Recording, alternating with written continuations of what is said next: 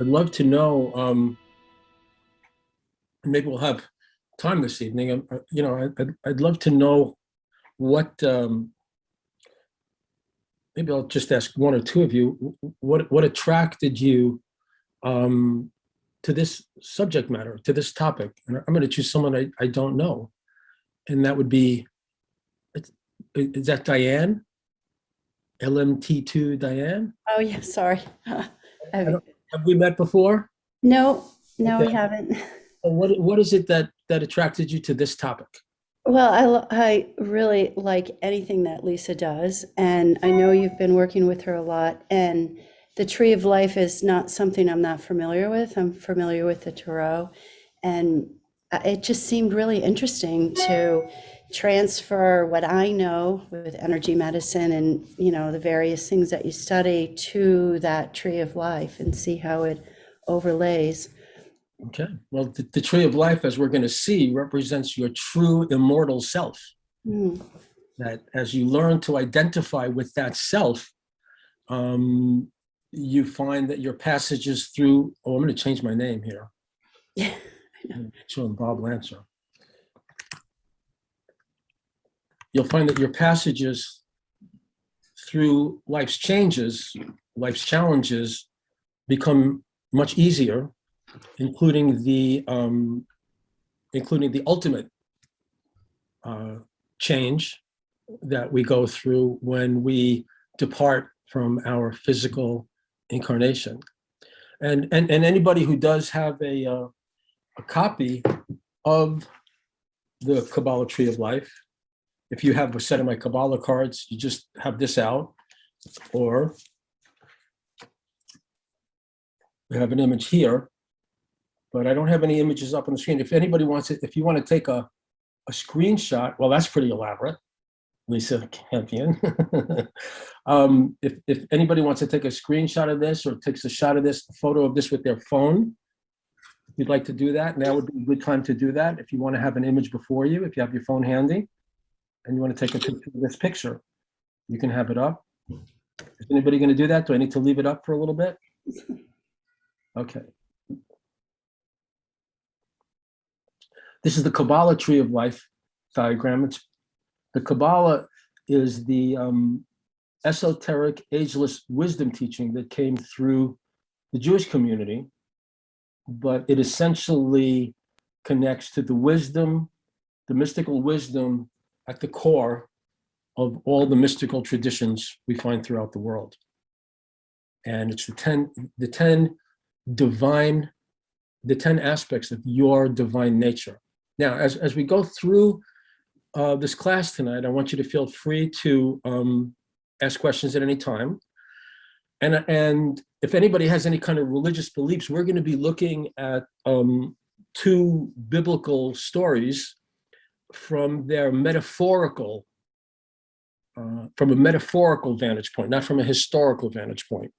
Okay, and much of it is based on the teachings that come from the Gnostics. Gnostics. The word Gnostic is a Greek word, and it just means to know. And that's what the deeper wisdom teachings are about, is awakening your capacity to know the truth. You can't know the truth by figuring it out, by thinking it through, but there's an inner feel knowing. The Greek word for it is it's Gnostic, but it's also nous, the nous, N-O-U-S. It's a higher level of mind that you're capable of knowing the truth about how the universe works and what your part to play in it is. So as we move into the material, I want you to just contemplate for a couple of moments on how many lives you've lived this lifetime, right? And just sort of, consider that for a little bit, how many deaths you've been through, where you've gone through an end of one life and entering a new life, how many times you've reincarnated in the context of this incarnation. I want you to really think about that specifically in your own situation for a couple of moments. So I want us to ground this into the reality of experience. So think about the multiple lifetimes you've already lived through, or the multiple death times you've already lived through. And as we proceed, I'm going to share with you some personal stuff with my experiences of death that I don't think I've shared with anybody, other than maybe Zoe. And I want to go through the notes with you because, and then it's going to be more open. I want to go through the notes with you because when you receive the recording, when Kelly sent you the recording, or Lisa or Kelly sent you the recording, I guess it's Kelly, right, Lisa? I'm also going to be sending her an attachment of these notes. So you'll have these notes that I have for you, that I have for me and for you to refer to. If after the class, anybody who does not have my contact information, because there's a few people here that I haven't worked with, I want you to feel free to email me any questions, any comments, any clarification that you want. My email is bob@boblancer.com. Okay. So we're going to begin with understanding what the ancients called the tripartite self. So there's 3 levels of self. There's really only one self, but we go through life identifying with lower selves. You've heard, probably most of you, if not all of you, have heard the term lower self, higher self. So the tripartite self consists of the physical body, right? Then we have the psychic body, also called the personality. And then we have the spiritual body, the spiritual self, the true self, the deathless self. The first 2, the lower 2, die. And both the physical, now there are teachings that talk about how you can actually maintain the physical body forever. There are teachings that talk about individuals who are like 8,000 years old walking the planet, you know. I haven't met any, and nobody I've met has admitted to me that they're 8,000 years old or plus. But the physical body is temporary, and it's not who you are. As we recently discussed in one of our recent Tarot classes, you are invisible. You're absolutely invisible. Everybody on this call is invisible. All we can see is your physical body. We don't see you. You are an invisible spiritual entity. Your physical body is a vehicle through which your soul incarnates to learn and grow through earthly experiences. Your personality is also temporary. That's why you don't have, most people, right, other than people with psychic gifts, you probably don't have much memory of yourself, you know, as a, you know, a male truck driver, you know, in China, you know, 100 years ago, right? So the psychic body, the personality self passes away as well. And one of the secrets to longevity is learning how to let the personality die. And it doesn't actually die while you're still in a body, but you die to it. And you die to it through crucifixion, okay? Crucifixion is when you're nailed to the cross. And so what does crucifixion mean? We have the vertical bar that represents spiritual ascent. We have the horizontal bar that means worldly conditions. When worldly conditions mismatch your desires at an ultimate level, that's when you're really triggered off. Like, let's say one of your big triggers is money, okay? So you're going to be crucified in that way. You're going to have to face a situation where you're terrified about the money situation, right? But as you release yourself from the attachments to that, you raise up here and you're born into a higher level. Now, we live in a world of many levels. Like Jesus said, in my Father's house are many mansions. And as you ascend up the vertical line, and that's what you're going to learn how to do today, as you ascend up the vertical line, you literally, the world I'm living in now, it looks just like the world I lived in, let's say, 20 years ago. But everything's happening in a different way. All the same people are here, all the same situations are, but everything has taken place into a heavenly level because I passed away. And my job My mission is, if I were working on the other side, so to speak, I'd be there to greet you when you come over and you come to my class, and I would orient you how to live in heaven. And that's all I'm orienting you to do now, is how to live in heaven while you're still living. That's what my teachings are about. That's what's been given to me. So for one practice is to stop referring to your body as me. If you have a stomach ache, you don't say, I have a stomach ache. My stomach hurts, but I'm not my body. And practice using language carefully, because everything you say programs your subconscious to believe it. And if you're identified with the physical body, you're going to die in your own mind. And the people you love are going to die in your own mind. You're going to go through that experience. And what we're doing is we're deprogramming ourselves from the hypnosis of mortality. Mortality is an illusion. Age is an illusion. You are not aging. You are not older. You're not 50, 60, 70, 30, 40, 50. You're not any age at all. Your body is. You do not age. You simply expand in wisdom and light and love and heavenliness. You do not age, but you got to really deprogram yourself from the hypnosis of identifying with the physical body. If you want to experience agelessness, overcoming illness, and eternal life, as a conscious experience you can have right now. You don't have to die to experience eternal life. It's now. Okay, let's understand what forms the physical body and what forms the personality.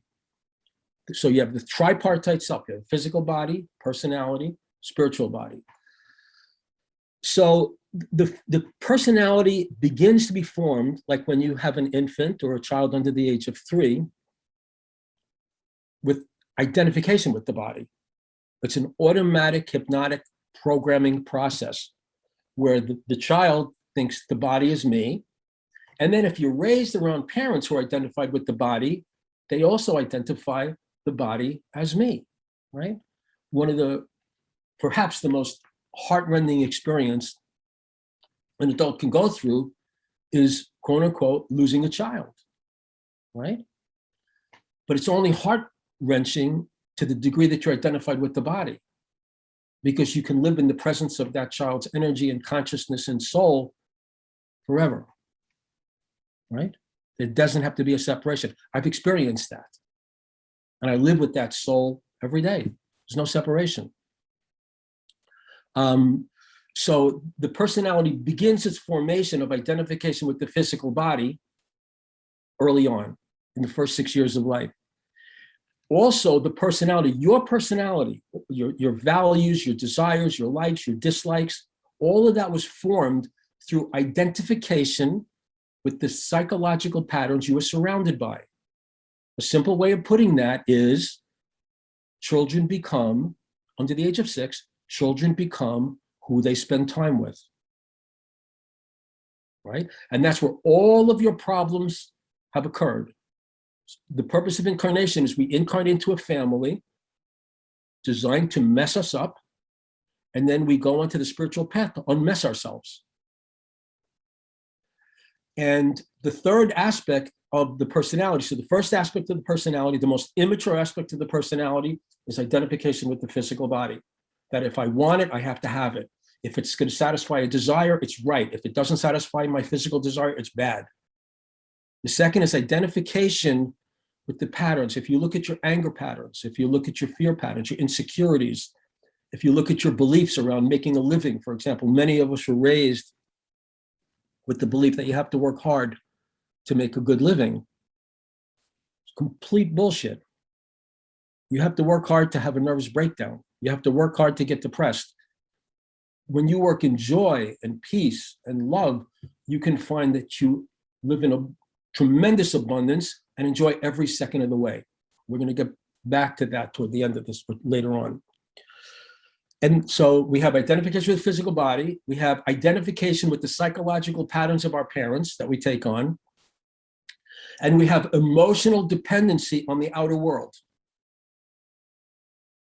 So let's say you have a favorite lamp and somebody steals the lamp. If you have an emotional reaction to that, you're looking at your programming, right? You're emotionally dependent upon the outer level. If you're living in a big, beautiful house and someone says, oh, sorry, you got to move, and you go into grief and loss and sadness, it's because you're emotionally dependent on the outer world. If you actually believe that you'd be better off with more money than you have right now, you're dependent on the outer world. You're emotionally dependent on the outer world. So the physical body passes away. The personality passes away. And they both happen when the physical body passes away. So a soul leaves incarnation. And as the physical body is passing away and it becomes, its connection to the physical world becomes more and more tenuous, right? As that takes place, the psychic body starts to pass away. And I know we have Patty here, who's actually watching, her mother moving into the other side. And we talked about how her mother is now all of a sudden like loving and kind. She's having a near-death experience. And whenever people have a near-death experience, they've opened up to the heavenly light. And the degree to which you open up to the heavenly light, you're letting go of your attachments to the earth plane. Because you just have to give it up. Say, well, I want to go and have I want to have a candy bar. Can't have a candy bar, right? And so what happens is, little by little, your desires, your cravings, your attachments, they just start to pass away by not being nurtured, by not being given what you want. If you've ever gone through an experience like I have, and I've many times, numerous times, and I'll talk about some of the most extreme ones later, but we sooner or later you go through an experience where you want something to happen really, really badly, really deeply, like with your ultimate desire, you want it to happen. You want the universe to go this way and the universe is going that way. That's your crucifixion. And that's when it feels like death. And that's when a person will often say, I want to die, because it just hurts too much. The amount of emotional pain that they're in, it's like, there's just nothing. I don't care what the point is. There's nothing worth going through this kind of pain. And what they're being signaled is it is time to die. And if you hold on to that personality level, you're going to die with it. But if you can release yourself from your attachments, you find that your personality is transformed into a vehicle through which the soul operates in joy and without attachment. So the true self, the purpose of your incarnation, was to gather experience through the physical body and through the personality. You're getting to see every experience we have is like a meal. And what we have to do is and you do this at the end of your life. What you have to do is you digest your experiences, just like you digest a meal. So what does it mean to digest a meal? I eat some food and my stomach, right, pulls out the nutrients to use and eliminates the waste. Well, we have to do that the soul does that with every experience. The nutrients are the wisdom you gained. Look back at something that happened to you that was unpleasant or painful. And you can see, what did you learn from that? Maybe you entered into a relationship with someone and they seemed like the right person for you, but like underneath, deep down inside, you had this kind of feeling like there's something wrong here. We're not connecting right? But you ignored it and you went ahead into the relationship. And now when you digest a relationship, you say, oh, okay, next time I get that feeling of disconnect, I'm going to honor it. That's wisdom that's gained from digesting my experiences. Now, if you start practicing digesting your experiences, which simply means, what did I learn from this? Not beating myself up because it didn't go the way I want. What did I learn from this? What's the benefit of the experience? What are the patterns that I want to eliminate? Like, let's say you got into a relationship with someone, and without really facing it, your underlying motive was you thought this person would give you financial security, right? And then you find out that they really don't, they don't give you financial security. They dump you, they leave you, right? And so the lesson is I've got to lose the waste. I've got to eliminate this dependency on somebody outside of me providing me with financial security, because dependency doesn't work. Counting on another human being to meet your needs, to meet your material needs, will never work. That's a pattern to eliminate, because ultimately you are the creator of your economy. And so as we talked about in our last Tarot class, one of the reasons why so many women are coming to this work right now is because women are stepping up into power and they realize, I don't want to have to depend upon a man for my security. I want to access my own power to create the life I want to have. We're stepping into woman power right now. So one of the practices for the resurrection process, for you to experience eternal life now, is to start digesting your experiences. Ask yourself, what did I learn? What's the wisdom I gained from that experience? What are the patterns that I need to let go? What are the mental patterns I need to let go of? What are the emotional patterns I need to let go of? What are the physical action patterns I need to let go of? As you start digesting your experiences, your soul is getting nurtured. Your soul is getting stronger to the point where you'll be able to identify with your true self of who you really are. Because all experience is nothing. I know you've heard it before. It's cliche already that life is a school. But unfortunately, most people don't know how to learn. They don't approach it as a classroom. They approach it as, well, I want to get what I want, so I'll be happy. But even when you get what you want, it's not going to last. Everything on the physical level is impermanent. You can spend your whole life looking for the love of your life, and you find this person and you have this incredible relationship, and then he gets hit by a train. Everything on the material level is temporary, including the physical level. It's changing all the time. Just look in the mirror. You do not see the person you saw there 30 years ago or 20 years ago. That person died. That physical body is no more. It's gone forever. And the physical body you see right now is temporary. It's not you, because you were there then, you're here now, and you'll be here later. But the physical body won't look the same. Now, one of the main instruments we use for the wisdom of joy, and which we'll go through this evening, is we use a tool that was given to me when I went through my death, my last death, my big death, called the method. And what the method is a way to liberate yourself. And Donna Brockett did a beautiful method recording recently on YouTube. The method is a process for liberating yourself from attachments to the personality level. Because that's where all your sorrow comes from. That's where all your fear comes from. If you're worried about finances, you do the method until the worry is gone. And sometimes the worry is gone in 10 minutes.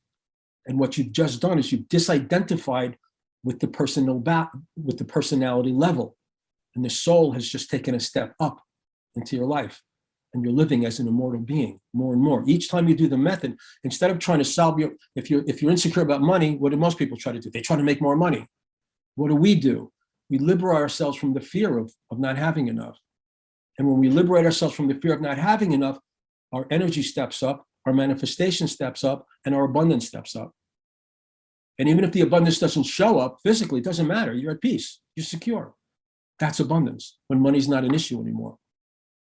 So those of you who are doing the method, each time you're doing the method, you are rejuvenating your physical body, because the physical body has to go through psychic death to be rejuvenated.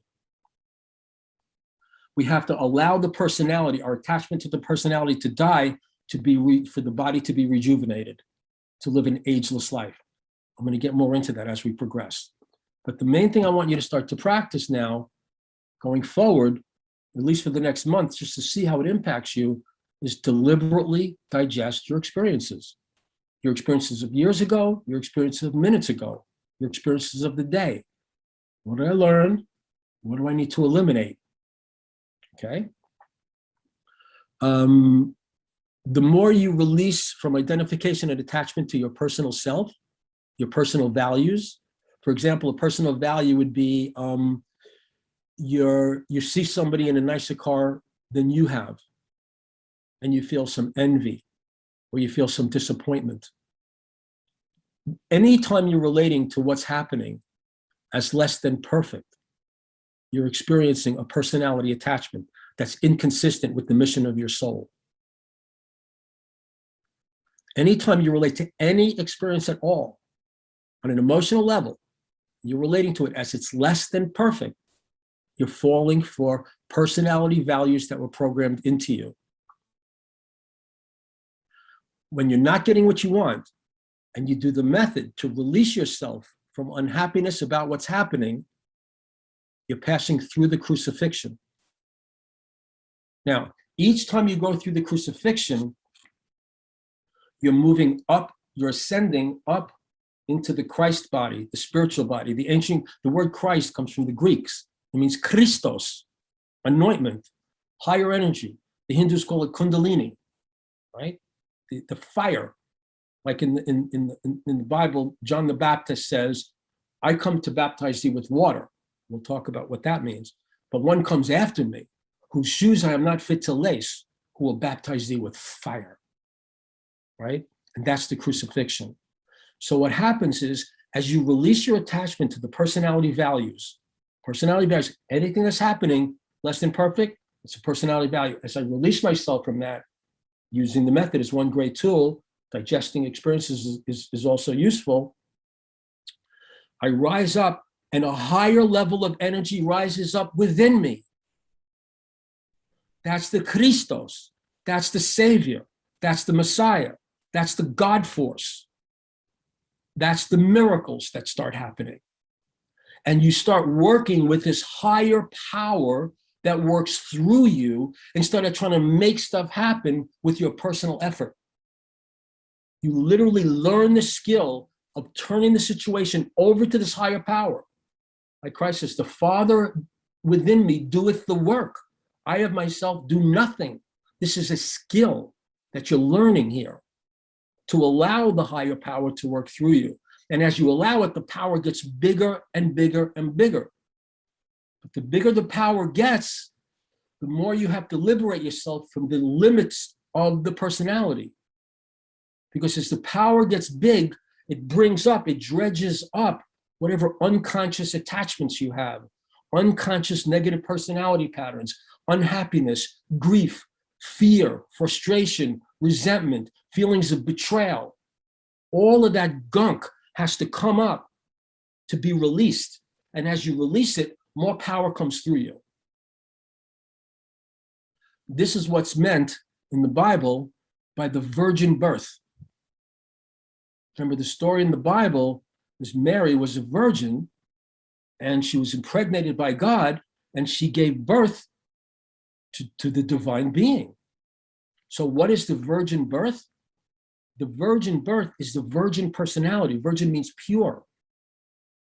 Well, your personality is a complete vessel and vehicle, like your physical body and your personality are vessels through which the Christ energy flows, guided by your intuitive sense of knowing what you need to do. A whole higher order of consciousness unfolds in you. This is your destiny. This is the reason why you were born, why you're born over and over and over again. And many, many of the people in history, as far as I've been told, from all the readings that I've done and sages that I've met, we are living in a time when more people are on the brink of Christhood than ever before in history on the planet. You are too, because you're receiving this. This is what attracted you to this work, because you're ready to wake up. So the virgin birth is your ability to relate to everything that happens to you. Every moment of life is perfect. There's nothing going wrong. And when people work with me individually, you hear me say that all the time. There's nothing going wrong. There's nothing to worry about. Everything's going to be fine. It's all perfect. You're not going through any problematic situation. But if you go into your head and you start concocting this story of I'm going to go to jail because I can't pay my taxes, now you're giving yourself a nightmare, literally. And you're living in a nightmare. You're living in an imaginary scenario. You're not under arrest right now, but you're imagining it happening. And then you're fighting against what you're imagining, but what you imagine, you create. You bring about what you think about. The virgin birth is a mind that's pure. No more expectations of negative events happening in your life. It's not allowed. You clear all that out. There's nothing to be sorry about. You've never been victimized. You're an eternal being, a divine eternal being with 10 divine powers. And no matter what happened to you in childhood, it did not in any way diminish your opportunities in life and your power to produce whatever you want because you're divine. Okay. So the universe is a womb. You are living in a womb that is, and you're like the baby in the womb, right?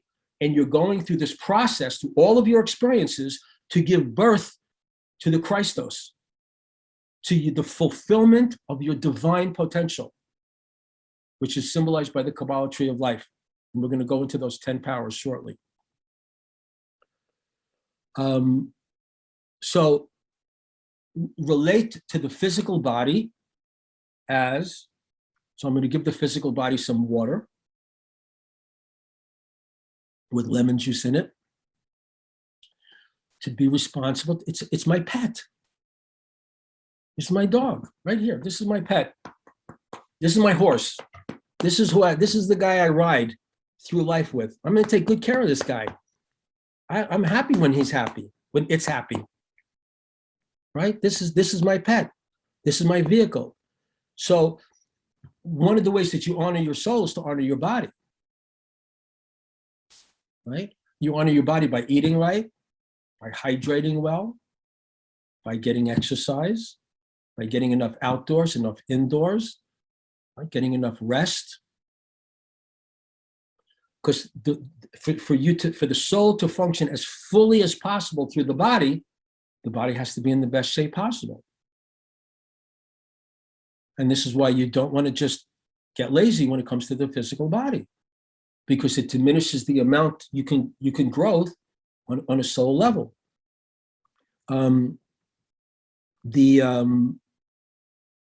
So the physical body is guided by your feelings. And I've told this story many times, a conversation I had with a fellow who's extremely overweight. He was in politics when I was living in Chicago. And I said to him, doesn't your body ever give you the urge to exercise? And he says, yes, but if I ignore it, it goes away. Don't ignore your body's promptings. Listen to your feelings. Now, your mind might say, oh no, I got to finish this project or else. But if you keep pushing your body past its limits, it's going to break down. And it makes it a lot harder for your soul to function fully through a broken body. Now, everybody has some compromises within them, but you want to minimize those. That's all. You don't have to seek a perfect body. You don't want to just live too much for the body. But the body also involves being economically responsible. But being economically responsible does not mean working too hard. It does not mean suppressing your gifts and talents and doing something just to earn a living. It doesn't mean worrying about where the money's going to come from.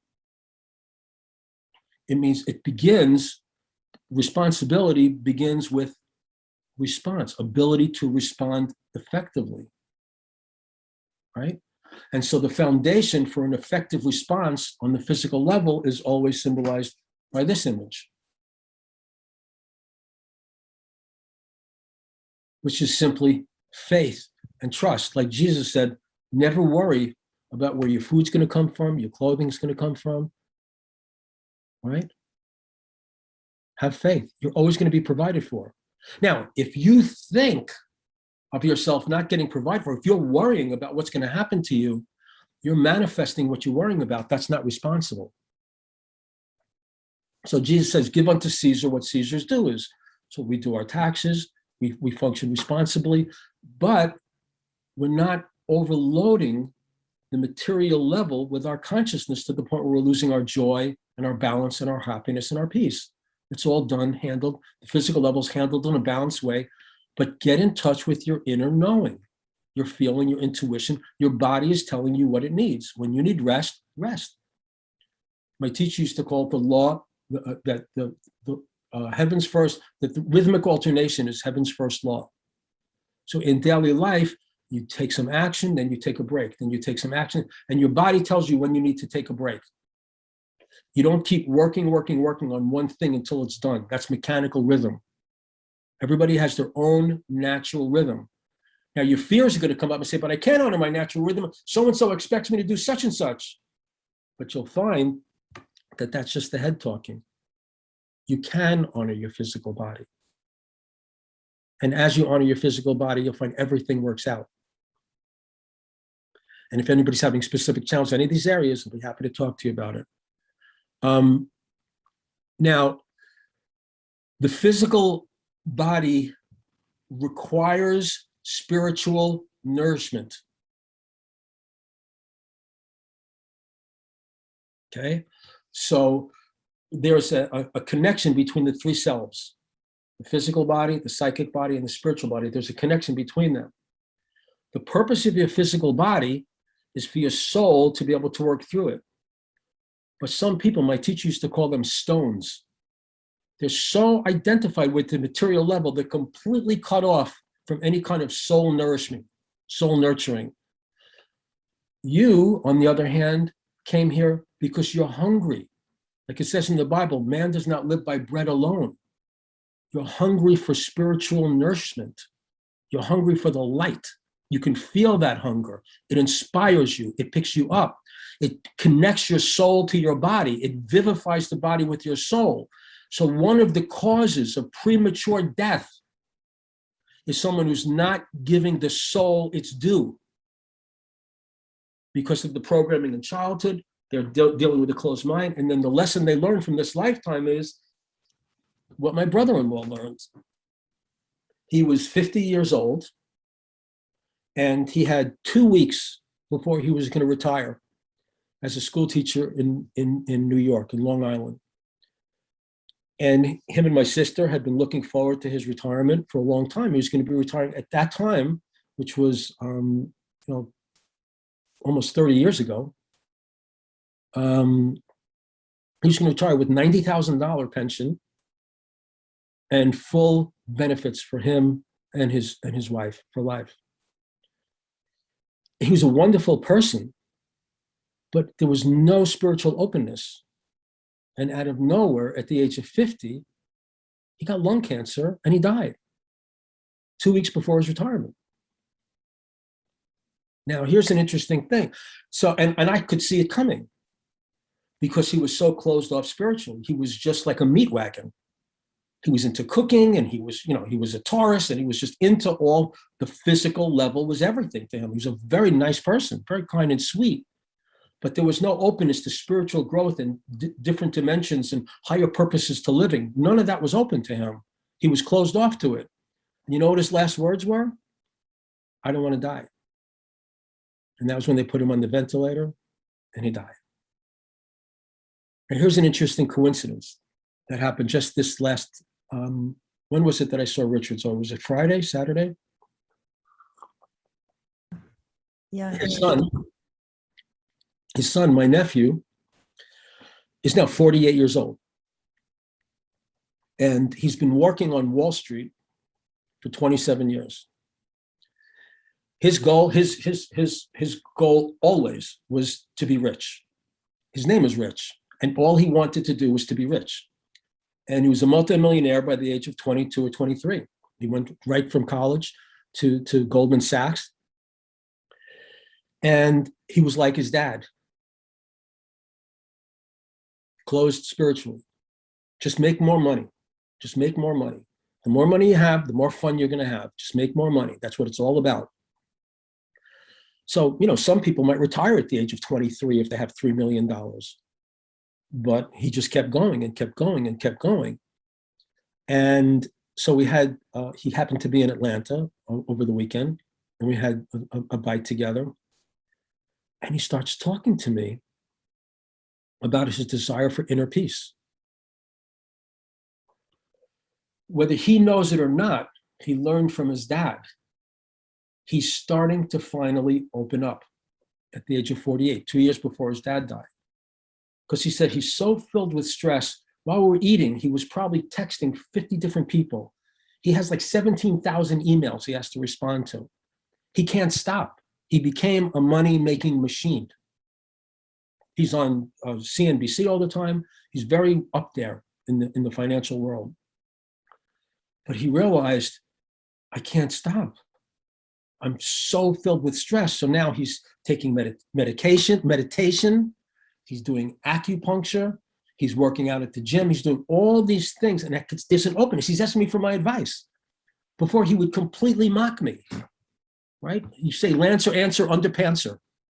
He just completely mocked me. He had no respect for this kind of work at all. Now he recognizes pivotal, and he's probably saving his life by opening up to the soul level while he's still incarnate.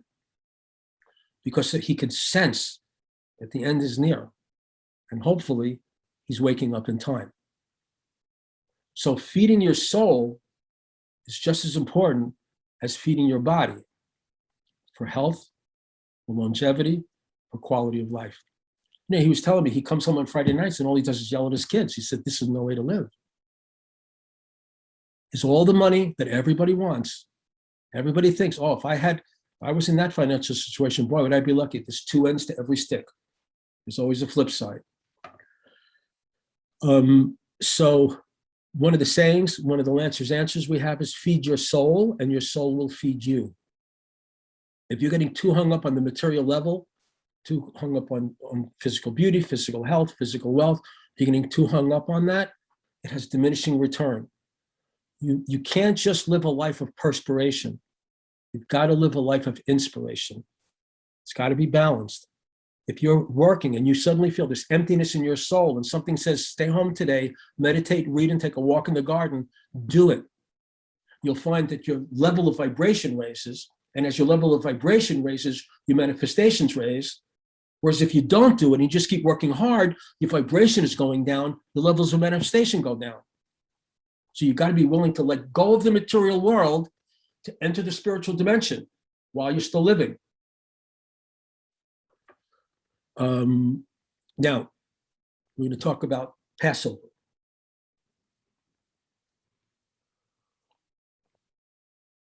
Which was just celebrated. So the thumbnail sketch of Passover, because they're Passover and Easter are connected, not just in terms of time, but in terms of theme and meaning. Essentially, what happens in the story of the Exodus in the Bible is the Jews go to Pharaoh. Moses goes to Pharaoh and says, we're leaving because this is what God is telling us to do. And we're going to follow what God tells us to do. He said, let my people go. We're going to follow what God wants us to do. That's what happens after death, after the death of the physical body. You finally surrender to God's will. We're going to do what God wants us to do. We're not going to listen. We're not going to be enslaved by another human being. Or we're not going to be enslaved by our own human value systems. I'm going to follow God. Now, how do you follow God? The only way is to open up within, not to go to some external authority and say, look, it says in the Bible to follow God is to do X, Y, and Z. That's not how to follow God. That's how to do what you're told. As I used to say in my parenting classes, the biggest mistake we make with with children is to raise them to do as they're told. You don't want to raise a child to do as he's told. You want to raise a child to do what he knows is right. You want to raise a child to be able to connect with what she knows inside is the right thing for her to do now. Now, when you're having a lot of emotionalism, you can't make that connection. When the psychic body, the personality is all interbulated with emotion, you can't know God's will for you. But you have the capacity to know what you're meant to do. And it's often going to, like Christ said, to follow me, you have to be willing to leave your mother, your father, your sister, your brother, your neighbor, your friend, everybody, in order to follow me. What is me? Me is your real me, your I am, the divine nature within you, the purpose of your incarnation, why you're here. Every moment you have the opportunity to be guided. And as the personality melts away after death, that guidance becomes very, very clear. And that's when you see that tunnel of light and you follow the light into the higher levels of heavenly consciousness. Moses was the one who leads the Jews out of Egypt. The word Moses means one who has been drawn from the water. Now, we're going to get deep. It's deep water now. Just take a breath. So water in the ancient teachings represents the personality level. Why? Because the personality is changing. Today you're in a good mood, tomorrow you're in a bad mood. I like this, I don't like that. I'm happy now, I'm sad then. The personality is like water. It's not stable. There's no stability to it. You give a child an ice cream cone, oh boy, you throw the ice cream cone on the ground, no stability there, right? So for Moses to be drawn from the water means his consciousness raised above the personality plane in order to receive the calling of the divine. Now, the personality plane is reflection, functions by reflection. It's symbolized by the moon. So what does it mean that it's reflection? When you get angry, who are you like? Your mother or your father? When you feel depressed or scared or sad or lonely or abandoned, those are learned patterns. The personality receives the patterns of the people around it and then reflects it as its own light. So to be drawn above that is you're no longer just being a chameleon and reflecting the patterns and values of the people around you. You're connected to the Most High that guides you from deep within along your true path. And that will guide you through the gates of death into the heights of heaven without a blip.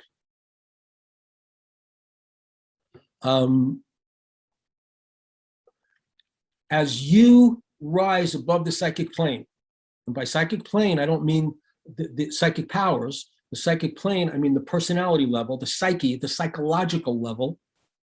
As you rise above it and you're directing it, see, your emotions are tools. Tools. Like, let's say you're having a conversation with a friend and the friend is going through a loss. You're going to go into a sympathetic vibration with that person. You're going to use the emotion to connect with that person in a harmonious way. Your emotions are tools. Your thoughts are tools. If you think about what you want to bring about, you're moving in the right direction. If you think about what you don't want to bring about, you're moving in the wrong direction. You're misusing the instrument of your mind. How much control over the instrument of your mind do you have? Is your mind just going all day long?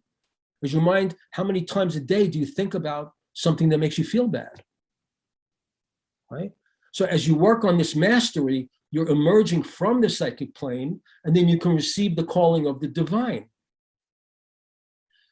And that's what you're doing, and that's what you're going to be doing in your relationships with others. You're going to be like a Moses, leading people, because you're going to be able to sense and feel the divine will for you in that relationship. And that's how you lead others toward that level. So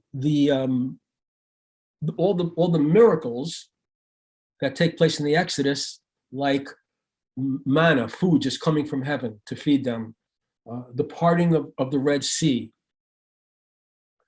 This is what happens when you're starting to work with and live with that divine light, that divine energy. When I said you enter a higher heavenly dimension where things work out for you miraculously and by grace, not by effort and hard work. So the stories of the miracles in the Exodus are the stories of the miracles that you are capable of as you raise above the psychic plane and identified with the soul level.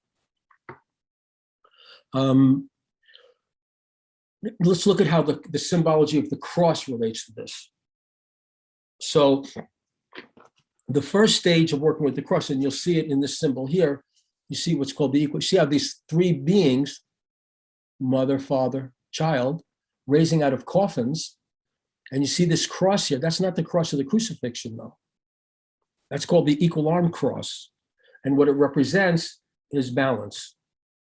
So here's your next assignment. We talked about digestion. Here's your next assignment for experiencing eternal life. Practice maintaining your emotional balance, equanimity, and poise under all circumstances. That's the crucifixion. See, the crucifixion is when something's happening and you feel like reacting to it. You feel like getting upset about it. You step in dog poop at 2:00 in the morning and you don't realize your dog pooped and you stepped in it. It felt a little warm, but you're so sleepy you don't notice it, and you track poop all over the house, and it's 2:00 in the morning. And now what are you going to do? Practice balance. Just clean your foot off and go to bed, right? If you want to clean the floor, clean the floor. If you're too tired, clean the floor tomorrow. Your house smells like poop, fine. But you're going to stop putting emotional intensity into your efforts to control circumstances. You're going to stop putting emotional intensity into your efforts to win an argument, to get through to somebody. You're no longer going to use emotional intensity to direct your life. You're going to allow something higher to come through by maintaining your balance. And as you maintain your balance, your emotional balance, your emotional push, no matter what happens to you, you win the lottery, that's nice. What are we having for dinner? You don't have the money to pay your bills? Interesting. What'd you say we're having for lunch? Right? Just like this, as you maintain your emotional balance in all things, no matter what you face, no matter what comes at you, and I mean no matter what, because the tests are going to get steeper. You think you mastered it today? Wait till what comes tomorrow. And sooner or later, it says all roads lead to Gethsemane. All roads lead to the crucifixion. All paths lead to that occasion when you're facing the deprivation of your ultimate desire. When you want something to happen so bad with all your might and with all your heart, and use all your will and all your power and all your intensity to make it happen, and it doesn't happen, that's the crucifixion. And you maintain your balance there, and you've risen the cross, and you're making your ascent. And that's the price you have to pay for liberation, for enlightenment, to live a life of total joy, and to enter the heavenly kingdom right here now, while you're still living. There's no way, people get on the path and they start reading inspiring books and go to inspiring lectures, and they think, yeah, just think positive. It's going to be great. We're being enlightened. Everything's going to be fantastic. But sooner or later, they find, wait a minute, this shit ain't working. They go on a cruise with the Abraham Hicks, and they go on a cruise and they're all charged up and everything's going to be fantastic, and then it isn't. And they have to go through the deprivation of what really gets you, what really kicks your butt so hard you don't even want to live anymore. You don't want to live through it. Kicks your butt that hard. If you're on the path and you're heading toward mastery, that's where you have to go. And sooner or later, every human soul has to go there, one lifetime or another. You have to go through the crucifixion to be ultimately liberated. To go through the crucifixion means every single daily thing that happens, everything that happens in your life, no matter what you're facing, you practice maintaining your emotional balance. You practice maintaining master of your thought. So you're not worrying about things that aren't happening yet. Now, the higher you go in mastery, see, people have this illusion that as you enter the spiritual path and you start working on yourself, you're going to get to a point where you don't have to work anymore. It's exactly the opposite. Okay, the higher I go, I've been on this path for 40 years now, and I've gone through a lot of changes, and I had the incredible privilege to receive a true teaching from a true teacher, an oral tradition of the ancient wisdom, which I hungered for. It just, the tests get bigger. The higher you go, the more mastery is required to maintain that level and to grow beyond it. And it's the same thing when it comes to making money. If you can't handle your financial level now, you can't handle financial level when you have more money. You'll blow it. You'll misspend it. You'll create karma with it. If you can't handle where you are, you can't handle where you want to go. Because wherever you want to go, as you go up, the tests are there. The temptation to fall gets bigger and bigger and bigger. And you got to watch your P's and Q's more and more closely. It's a narrow way. Like Bob Dylan has a line in his song, he says, "Beauty walks a razor's edge. Someday I'll make it mine." Right? You're alone, you're not in a relationship. When you handle it with balance and peace, okay, you've mastered that. Then comes the relationship. Then your buttons start getting pressed. And then can you maintain your balance and peace when your mate is pressing your trauma buttons? When you start to feel unloved or unwanted or devalued. See, you feel unloved, unwanted, devalued, nothing to do with reality. The universe always perfectly supports you. Those are internal states you put yourself in because your personality level is out of control. It's being controlled by old programming. You feel devalued, if you feel guilty, if you feel ashamed, if you feel insecure, if you feel like you don't love yourself, if you feel unworthy of love, if you feel inferior, those are all ways that your own energy is out of your control. And if the Christos was to descend, what's the difference? If I have a handgun, I can hurt 10 people, 6 people. What if I have a nuclear bomb and I mishandle that kind of power? Look at how the mishandling of power is going on in Ukraine, right? Someone driven by anger and hatred and vengeance. He's not creating art, not creating beauty, not creating more beautiful gardens, not creating beautiful schools for children to thrive in, just crushing and demolishing, run by the lower forces. So in any situation you're in, you got to be love, because only perfection is happening. That's how you relate to everything in balance. And the higher you go, the more you progress. It's not like it gets easier in the sense that you know what to do and you feel more happiness. You experience God's presence. You experience your own eternality. You know you're in a heavenly kingdom where everything's working out for you beautifully. You know all that, but still things happen that trigger the psyche at some level, and there's more to unearth. There's more to unearth. So don't think that you're going to get to this point of enlightenment and liberation where it's just like happy all the time. You're going to be happy all the time, but there's still going to be the tests that are going to come your way that are going to give you the opportunity to say, oh, look, I'm feeling some grief. My loved one is passing away. I'm feeling a little grief. Great. Let me release myself from that, because what is grief about? If someone you love is quote unquote dying, what are you grieving about? If you really look, you'll see it's all imaginary. To you, death is a mystery. There's nothing to grieve about. But if you go into a state of grief, what kind of energy are you putting out there? You're putting out there energy of loss. And so what's going to happen as a consequence of that energy, the karma of that energy of loss, you're going to manifest more losses in your life. If you imagine yourself in a dangerous financial situation, you're creating it with your imagination.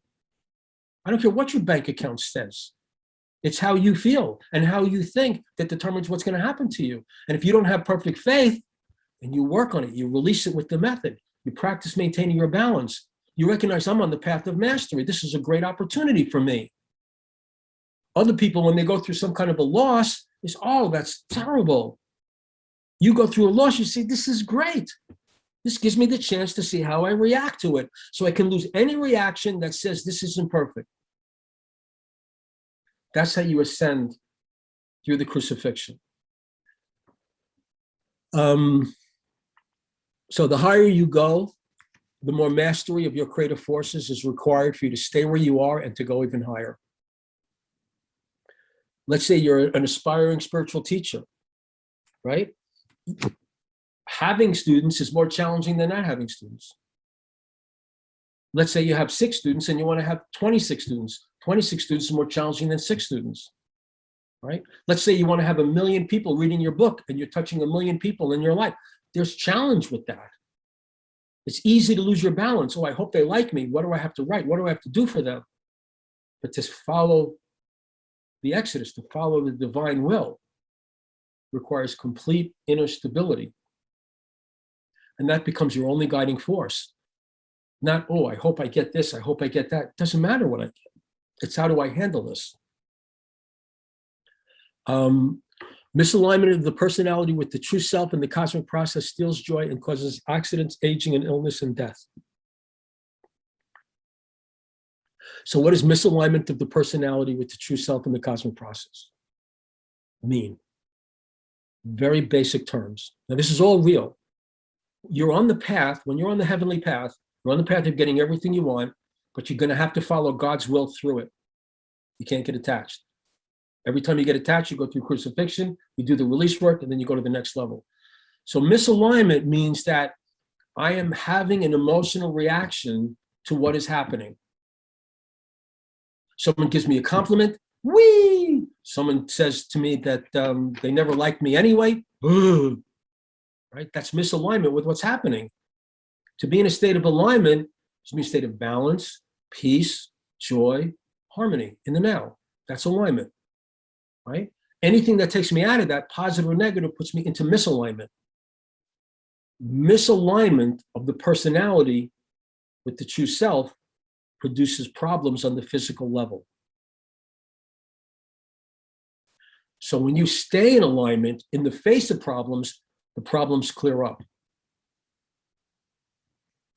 You lose someone you're in a relationship with, you're in love with them, you lose them, you're heartbroken, you go through the method till you release, you release, you release.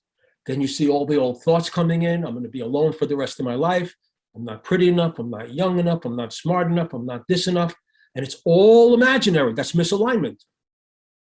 So you clear that out when it comes up. You're happy to see it. You have the method. You clear it out when it comes up. Now what happens is you start manifesting your heart's desire. Everything you want starts coming to you in that state of spiritual alignment. As soon as you reach for it, as soon as you try to grab it, as soon as you try to hold on to it, it vanishes like a puff of smoke. It leaves you. Now it's going to leave, everything leaves anyway, but you allow the coming and the going. Precious things come and precious things go. We have to learn how to experience both in a state of balance and harmony and peace and joy. Now you practice that in daily living. This is not just something to believe.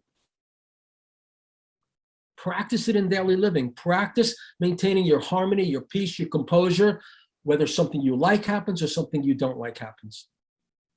That's how you get that alignment going. And that's what cures illness, what cures aging, what cures death, what brings about longevity, health, wellness, and radiant beauty just emanates from your being, because Christ, the Christ energy is just absolute beauty. On the tree of life, it's sphere 6, Tiphereth, pure beauty will just start emanating from you.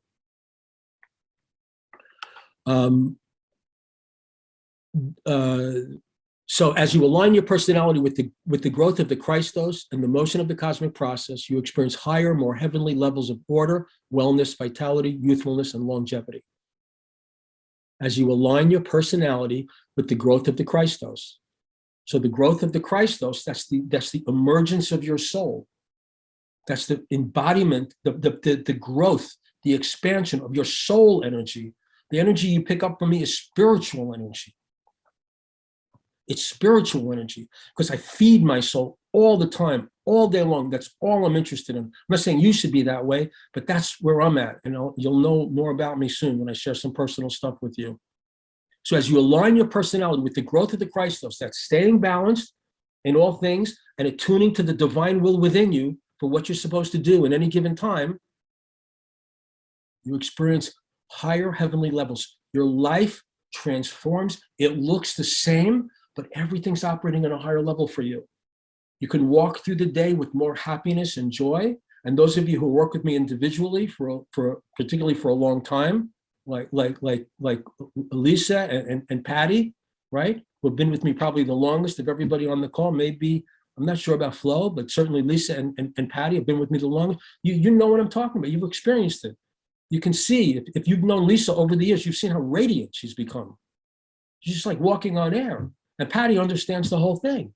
She's got a grasp of it, right? And so this is a real, actual process you're learning right now that you'll be able to integrate into whatever teachings you've been practicing or learning. Dying is a relatively easy process for those far advanced in their alignment because you're already dead.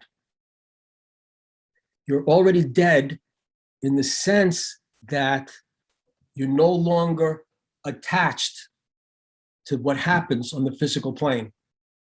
You're no longer emotionally attached to it. You're happy. You're at peace. You're in bliss. You're in love. You've had your near-death experience. You know, there's so many reports of people who have gone on the other side and come back. And every report I've ever heard is they come back with more love and more joy. They realize there's nothing to worry about. We're all in God's hands. That's the truth.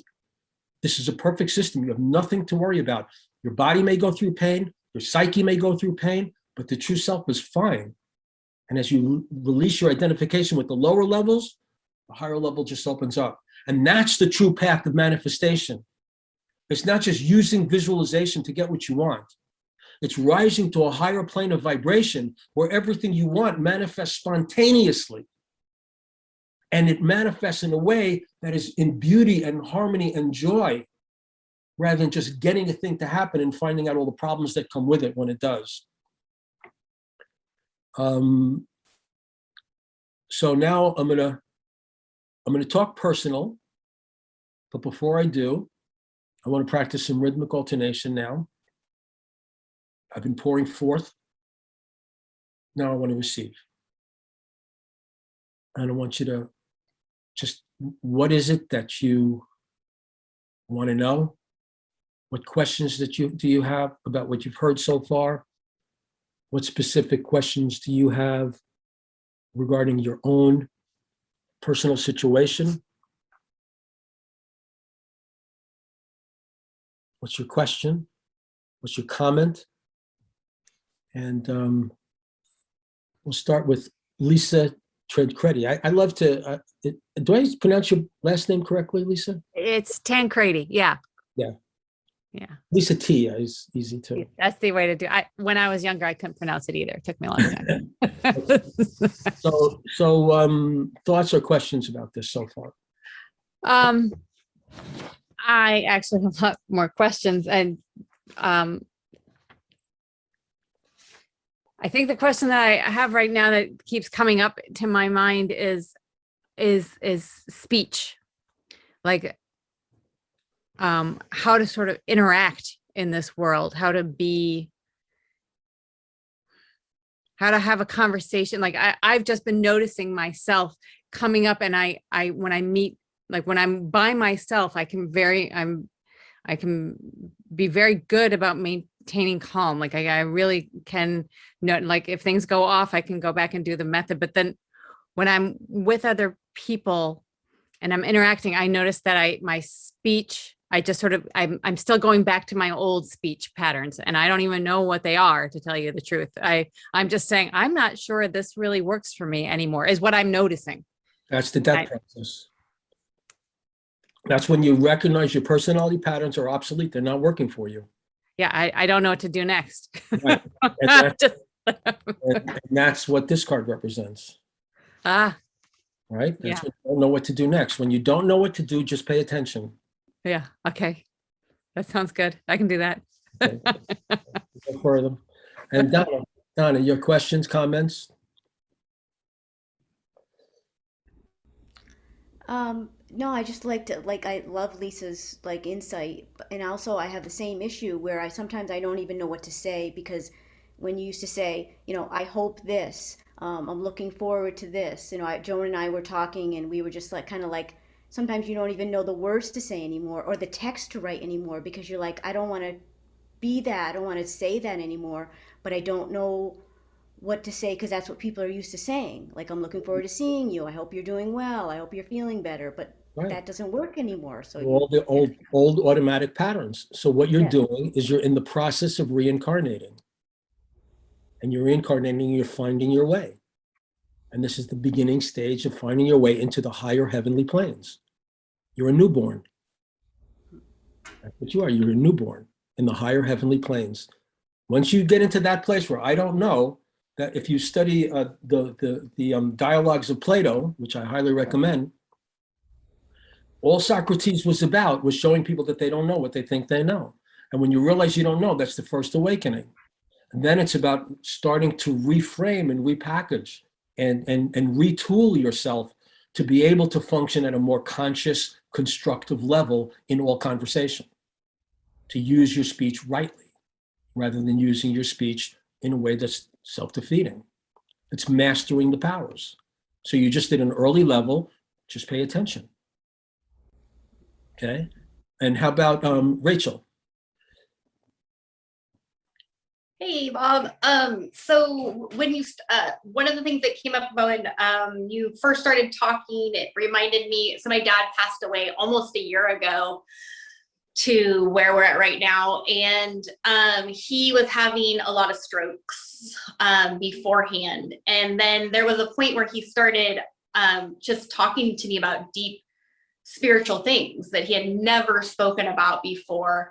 And it's fascinating. Whatever you said at the beginning of this conversation made me remember that, I'm sure in those strokes had moments where he had passed over to the other side, came back multiple times in the months before he died. And it was crazy. We had this relationship and these deep spiritual conversations the last couple months of his life that he had never had. He died at 70.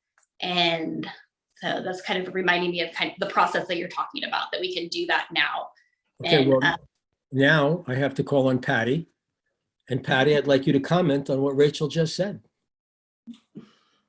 from your own personal experience now, currently, what we've talked about. Yeah. Are you comfortable talking about that right now? Oh, yeah, absolutely. So how do you relate to what Rachel just shared about her father? How does it relate to you and your mom? Well, as you and I talked about yesterday,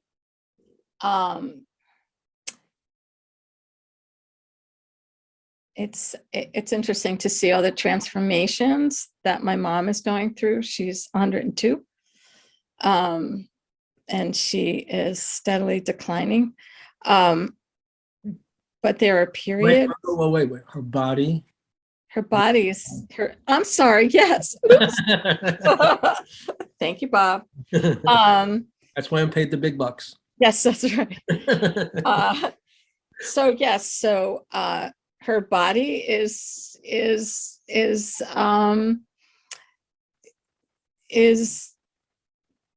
okay, so now I have to watch my words really, really carefully. I want to say disintegrating, like disembodying, yeah, her body is, her soul is disembodying. her soul, yeah, it's just that. So it's been quite a process to be with her in this, and talk about the love and yes, coming from her that wasn't coming from her before. yeah. So she's her personality is such where she can be very reactionary and strike out or be very critical. And so that is leaving more, even though she's in pain and discomfort.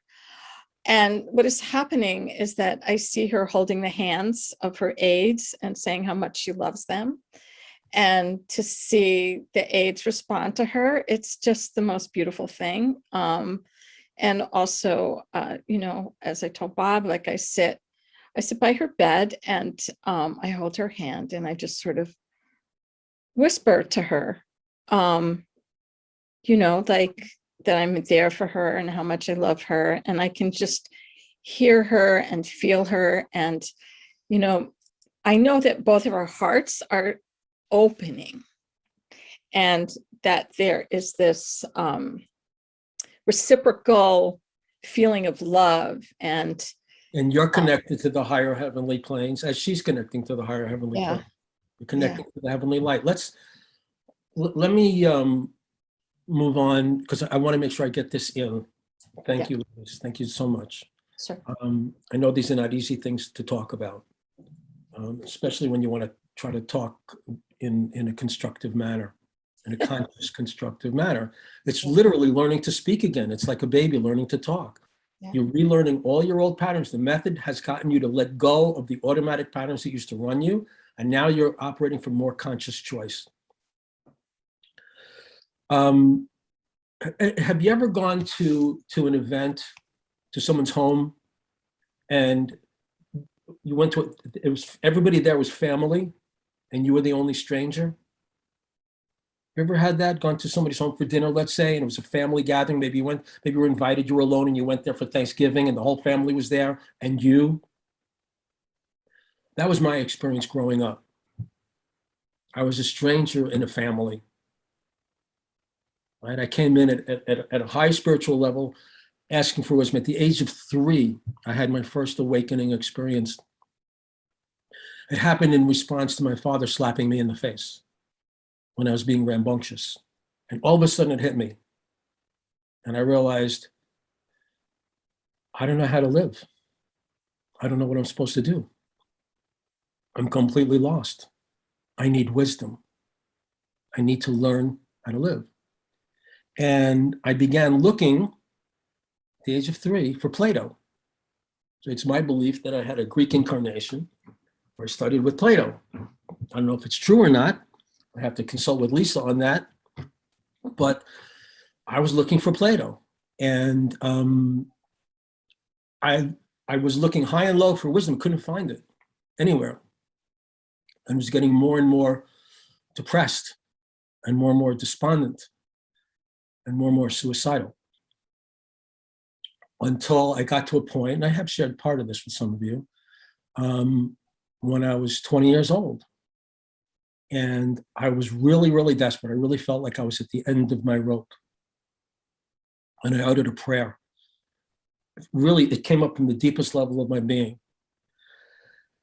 And somehow it took my consciousness up, and maybe it was the mushrooms that I was on at the time, I don't know, but it took my consciousness up to a plane where I was surrounded by light beings. And I said these words from the bottom and depths of my soul. So show me the way and I'll follow it. Tell me what to do and I'll do it. 3 days later, I met my teacher. His name was Isidore Friedman.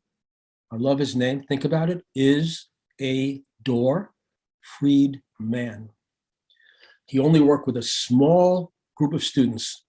He took us very, very deep. Not famous, didn't publish anything. I mean, did small publications for just his group of students.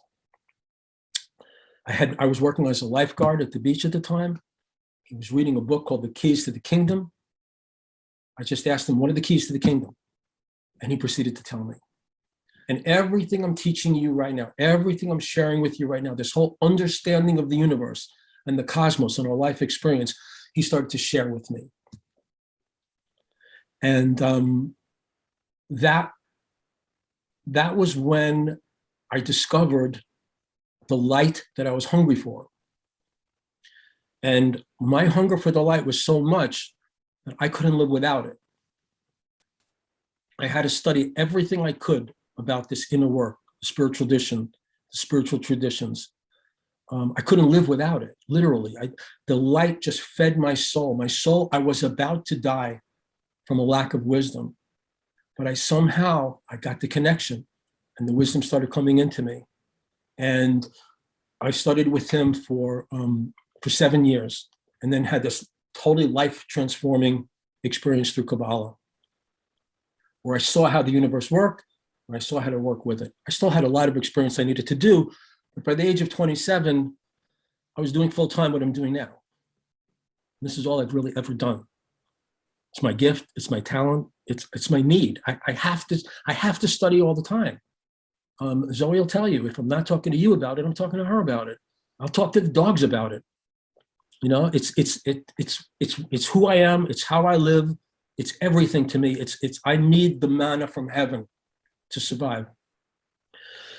One of the things that I had to do, though, to go into this new life, and I literally became a different self, was I had to separate. When I was in the early stages of this, I had to separate from all of my friends and all of my family. I didn't see my mother or my father for 3 years, even though I lived in the same neighborhood. And I know it was heartrending for them, but I had no choice because everybody was projecting who they thought I was onto me. That's what you went through in childhood. Everybody projected who they thought I was. And it was killing me because I wasn't that person. And I felt terrible because I wasn't who everybody wanted me to be. I felt like a total failure. So I separated from them for 3 years to just focus on study and practice, study with my teacher, just practice, wake up, wake up, wake up. I did so much rituals. And when I come to Milford, Massachusetts over the summer, in June, we're going to do a lot of the ceremonies that I did there, whether we have a small group or a big group, I don't care. As long as it's people who are dedicated, who really want to wake up and who really want to live this life and liberate other people to live this life, to live in the heavenly planes, to resurrect. But there was a price to be paid. When I finally was ready to reconnect, my mother had cancer. And 6 months later, she was dead. So I lost the last 3 years of my life with my mother. I had no choice. Because there's another mother. It's the mother universe, the mother solar system. And I had to follow my path, or she would have lost her son. When she was dying, she still had some lucidity. And I had learned this stuff, and I said, Mom, if you'll just let go of your personality, because she was very materialistic. Both my mother and father were super unconscious. My teacher used to say I was born into the household of my enemies from a past life. They were super unconscious. You've heard of super consciousness? This was super unconsciousness. And I said, Mom, if you'll just let go of your personality patterns, you have a chance to live, because that old self is over. And if you'll just start waking up to the inner call within you, you may find a miraculous healing. She opened her eyes. She said, Bobby, you're blowing my mind. She closed her eyes. She went into a coma. And that was the last conversation. And it was true. See, my nephew is opening up at 48. My mother died at 54. She was holding on to those personality patterns. She wanted to try to make life fit into the personality patterns. If you get what you want, that's good. If you don't get what you want, that's bad. No, it's all good. It's all perfect. Just free yourself from your internal reactions. But while I had advanced greatly in the light and was operating as a spiritual teacher, wisdom teacher at 27, I was living in New York City at the time. And I realized that I needed to leave New York. And I moved to Phoenix, Arizona to open a New Age bookstore and started teaching classes there. Raised the money like that to make it happen. It all just perfectly fell into place. But I still had ego patterns inside of me. I was still hung up on egotism. I was still taking things personally. I still took pride in my accomplishments. I would still get angry. I would still get upset. And when things didn't go my way, I would still get depressed. Even though I had all this wisdom, these personality patterns hadn't dissolved yet. So I went through a period much later. After I operated in Phoenix, Arizona, and I realized I'm just not ready for this. I've got to go back. I've got to hibernate. So I moved from Phoenix after living there 10 years.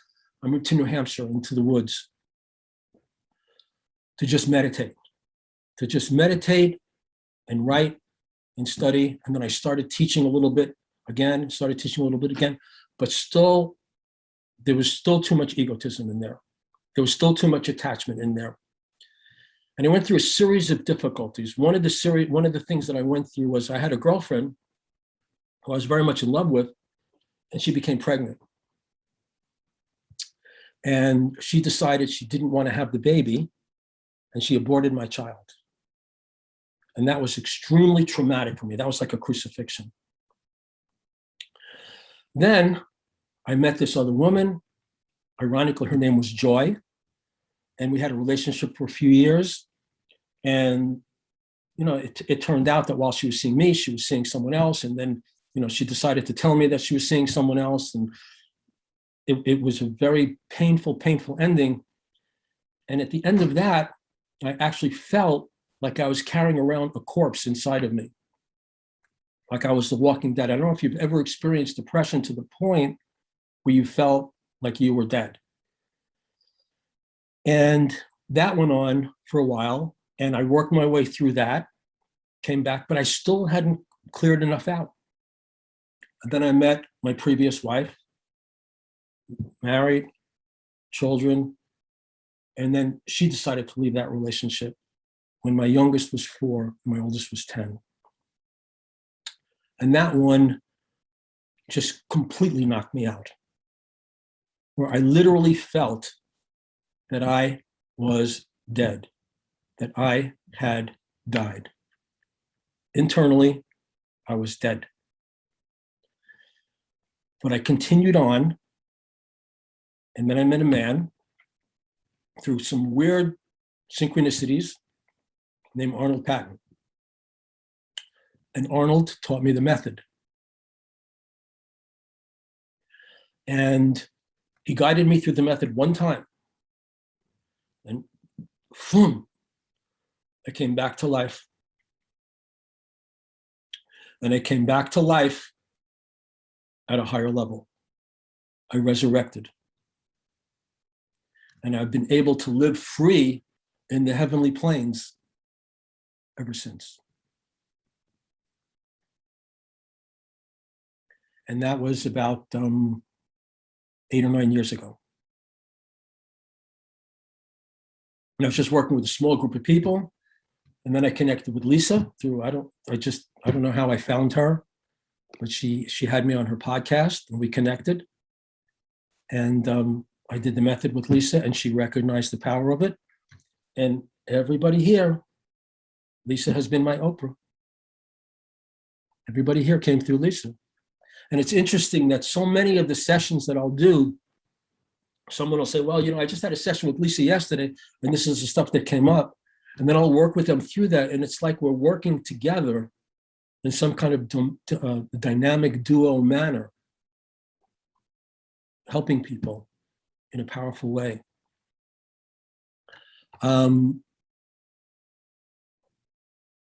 So one enters the path of resurrection, life after death, by assuming conscious control of your creative forces in every situation. Maybe you've already gone through your crucifixion.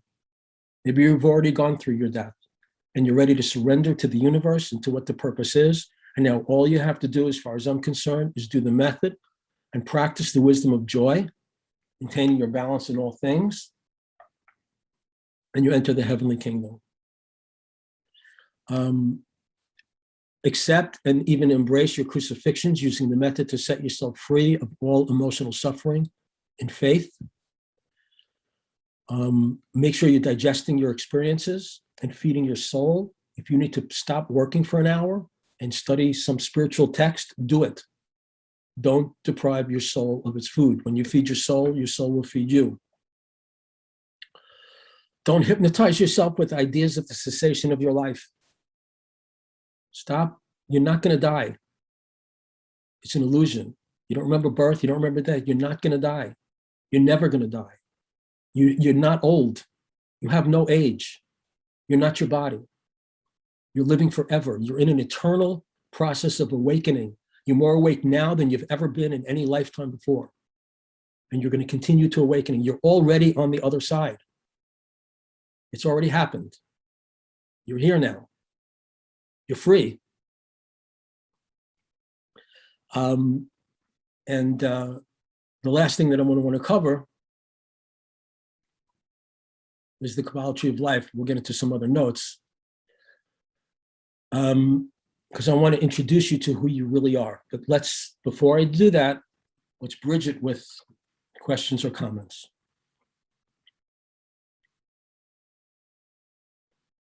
Yes, Zoe. I know this is the card that you're doing next week, but it seems to me like, is this tarot card related to the crucifixion process, like the surrender to? Yes, yes, but I definitely, yes. But we're going to get into that. Yeah, That's why we're not going into any of the symbology in the tarot course that I'm doing, and you can always get the recordings through Lisa. We go into every aspect of this card has a meaning. These are wisdom images, this particular form of tarot. But yes, absolutely. It's all about surrender. How has this been for you, Joanne? Joanne and I just started working together very recently. How has this been for you? Because, we've just started. This is a pretty advanced course right now. How are you relating to it? Very well, actually. I, had a very close, not my own near-death experience, but I sat by and was in care of my father when he went through his death experience. So, I wasn't where I am now in my spiritual work or my understanding of things when he passed away in 2015, but I was enough in it that I understood kind of,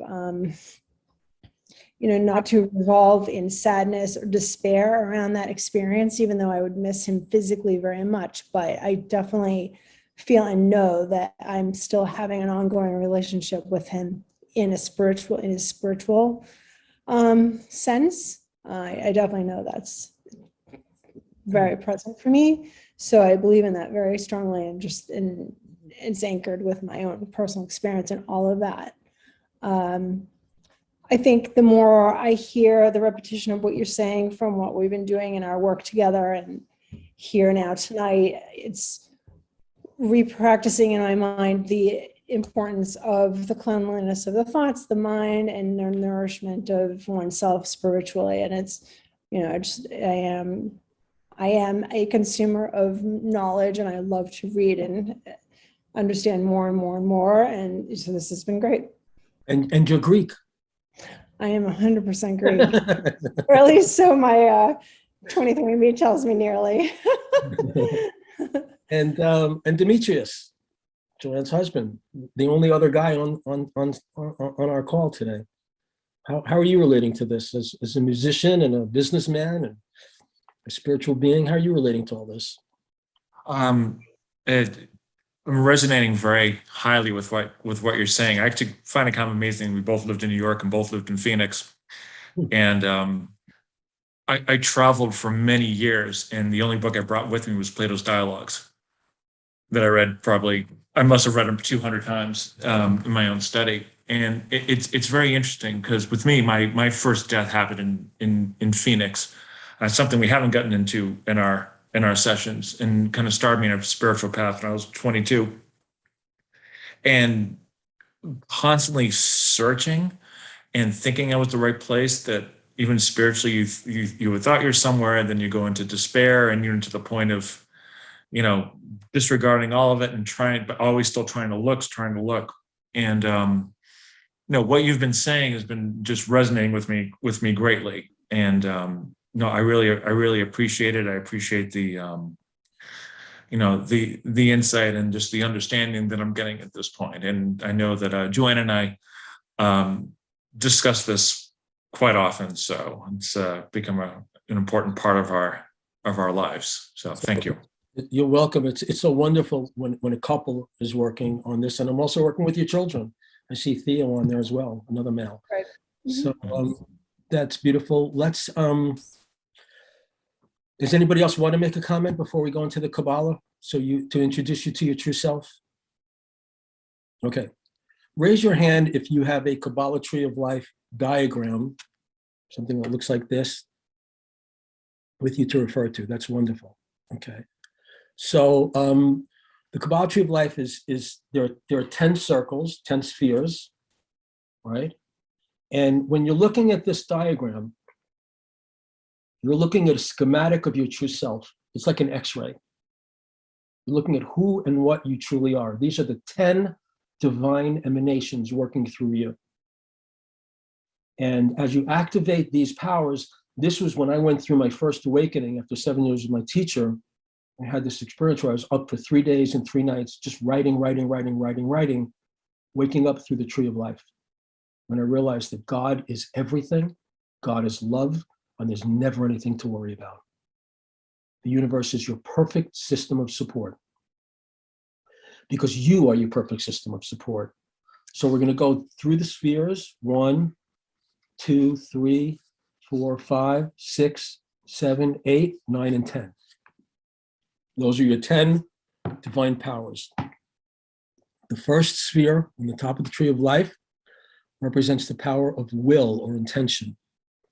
It's the intention of the divine to create existence. It's the intention of the divine that is behind everything that happens to you. Nothing happens by accident. Everything you go through is designed for you to grow through. That's why you want to digest your experiences. That's what my teacher used to say, as many of you know already.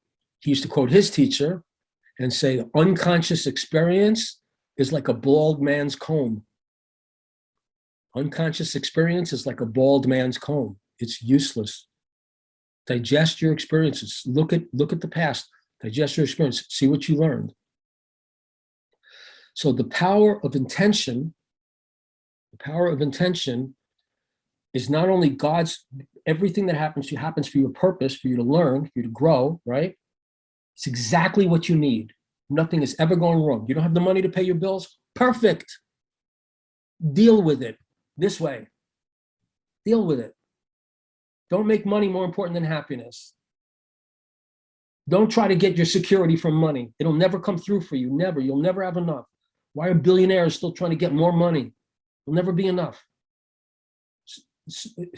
Financial security is an emotional condition. It's not a physical condition. So everything that comes to you comes from divine will, but also you have the power of divine intention. Your power of intention, just as I can decide to take my hand from my arm and lift it up, I can decide to manifest anything, and so can you. Your power of intention is divine. You want a relationship? Intend it. You want to be free of emotional suffering? Intend it. Don't worry about it. Intend it. Your will is sacrosanct.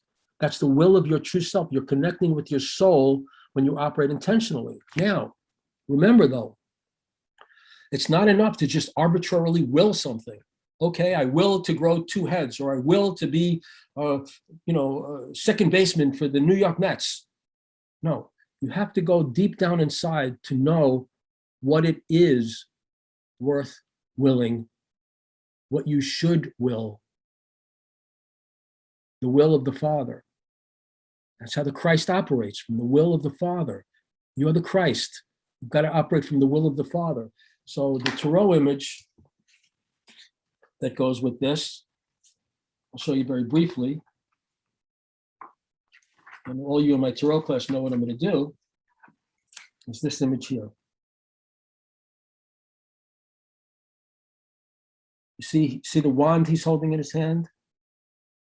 The wand represents his personal will. His eyes are closed.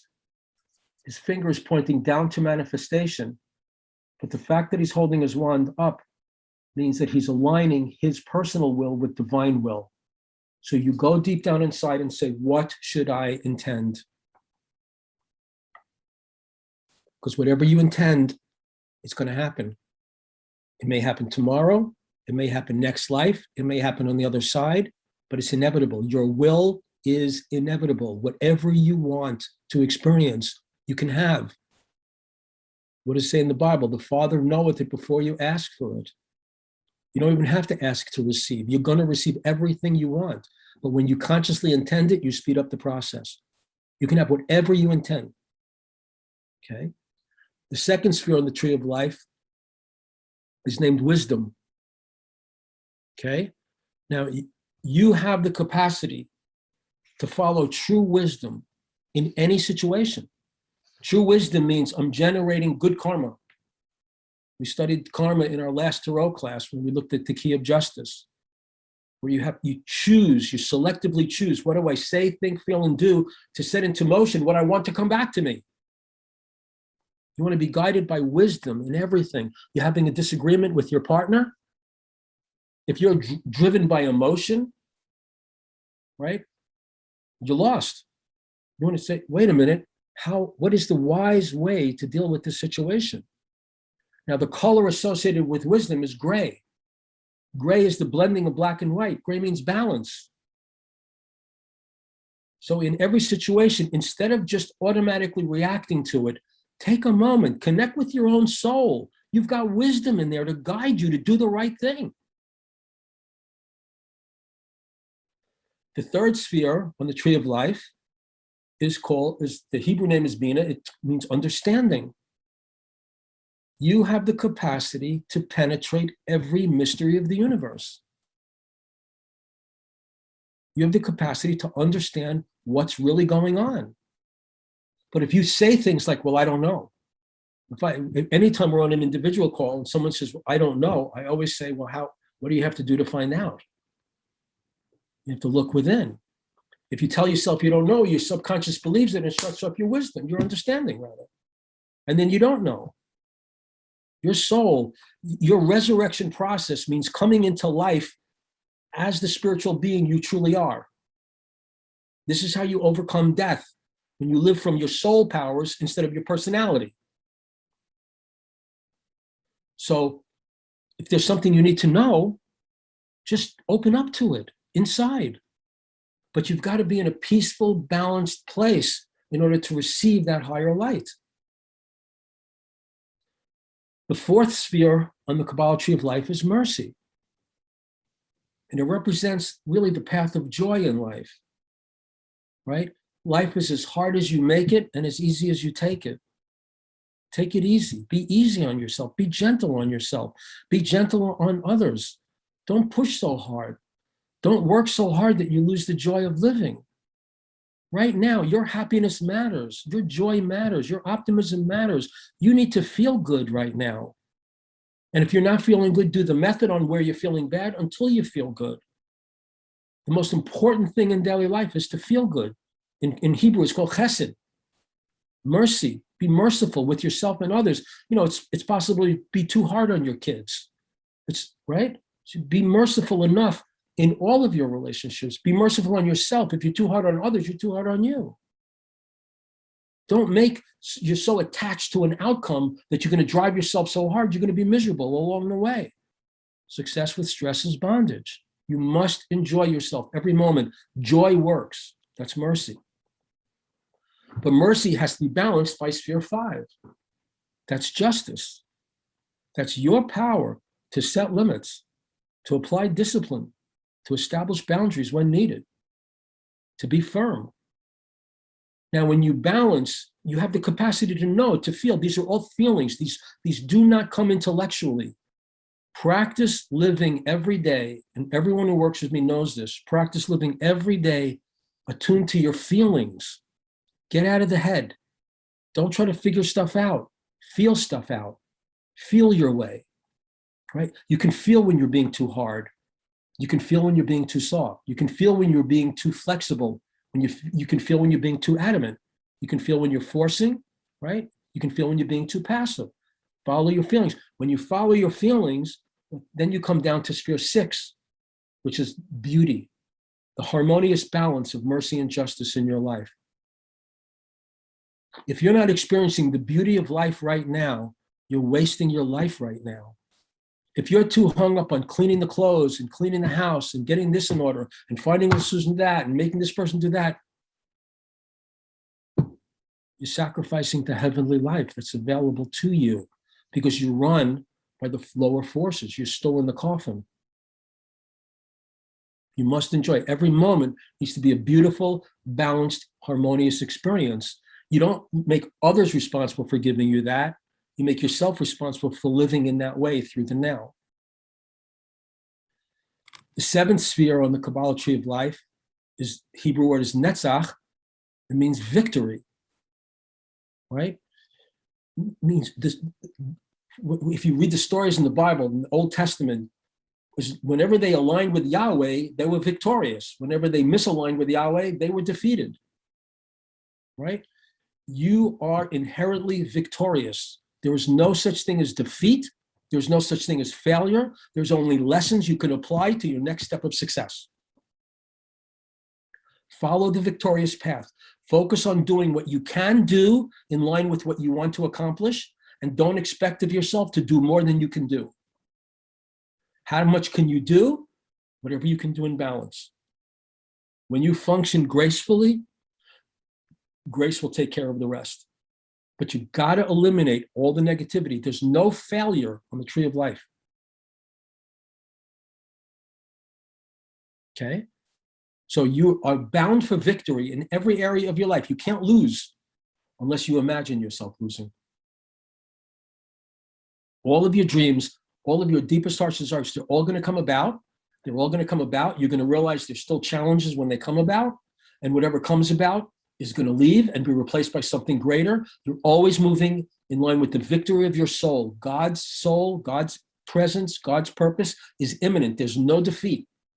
You cannot fail unless you imagine failure. The 8th sphere is honor. And that is, follow your own sense of integrity, of doing what you know in the situation is the right thing to do, even when no one's watching. You can follow the path of honor. You can honor yourself. You follow the path of honor. Anybody who follows the path of dishonor is like someone who follows the path of injustice. It's unsustainable. Do what you know in your heart is the right thing and follow that path. Sphere 9 is foundation. And the foundation is your foundation of support. As you follow the above principles that I've just shared with you, as you live your life according to those principles, you'll find yourself perfectly supported, abundantly supported in every way, no matter how it looks. God loves suspense. God likes to wait till the last minute for the check to show up for you to pay the bill. God loves that, right? And so we have to love that about God, because it gives us the chance to see how we drive ourselves crazy in the meantime. So we can use the method to clear all that stuff out. The method is a really important discovery. The method is like the Tesla. The method is like the iPhone when it comes to spiritual liberation and enlightenment. You can be liberated in 10 minutes from something that you might have had to live in, some grief or depression that you might have had to live in for 3 years. You can be liberated from it in 10 minutes. You still have work to do, but you can free yourself from that suffering there. So as you base your life on those above principles, you'll receive all the support you ever need in every area. You need companionship, it'll show up. Companionship not showing up, then this is what you need. This is God's will. This is what you need to go through, to grow through, to see what are you making of it? What are you doing with your intention? What are you doing with your emotions? How are you handling it? Develop mastery, master where you are, and you go to the next level. And the 10th sphere is called kingdom. And that's your power to manifest the kingdom of heaven on earth.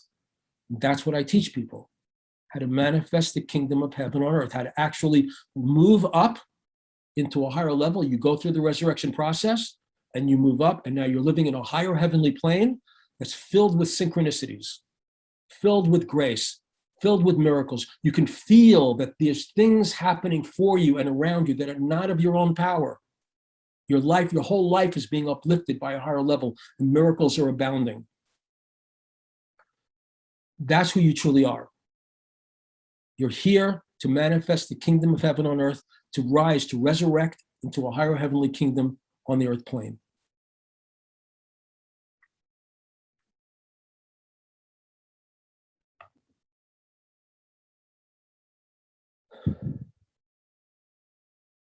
Okay.